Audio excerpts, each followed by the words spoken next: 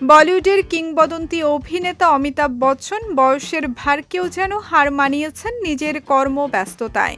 ৮০ পেরিয়েও থেমে থাকার কোনো ইচ্ছা নেই তার, বরং প্রতিদিন কাজের মধ্যেই নিজেকে সক্রিয় রাখতে চান এই শাহেনশাহ। সম্প্রতি নিজের ব্যক্তিগত ব্লগে কাজের গুরুত্ব নিয়ে খোলামেলা মতামত দিয়েছেন অমিতাভ বচ্চন। তিনি জানিয়েছেন, কোনোদিন কাজ ছাড়া কাটালেই তার ভেতরে এক ধরনের অস্বস্তি তৈরি হয়। দীর্ঘদিন ধরে নিয়মিত কাজ করার অভ্যাসের কারণে হঠাৎ অলস সময় তাকে মানসিকভাবে বিচলিত করে তোলে।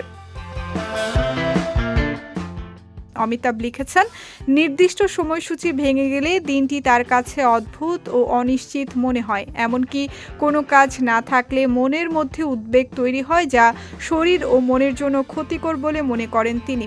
এই অবস্থাকে তিনি এক ধরনের দুর্বলতা হিসেবেও উল্লেখ করেছেন। সম্প্রতি তিনি জনপ্রিয় কুইজ শো কৌন বনেগা করোড়পতির ১৭তম সিজন শেষ করেছেন।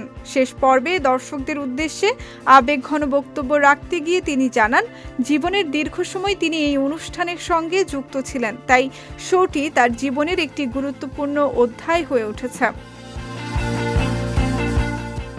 অভিনয়ের দিক থেকেও সমান ব্যস্ত অমিতাভ বচ্চন। সর্বশেষ কল্কি 2898 এডি সিনেমায় অশ্বত্থামার চরিত্রে অভিনয় করে দর্শক ও সমালোচকদের প্রশংসা কুড়িয়েছেন তিনি।